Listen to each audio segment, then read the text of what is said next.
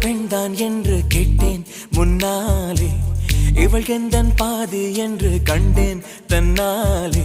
என்னை பார்க்கிறாள், ஏதோ கேட்கிறாள், எங்கும் இருக்கிறாளோ.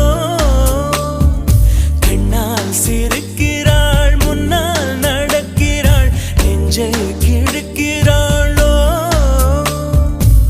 கூட்டத்தில் இருந்தும் தனியாக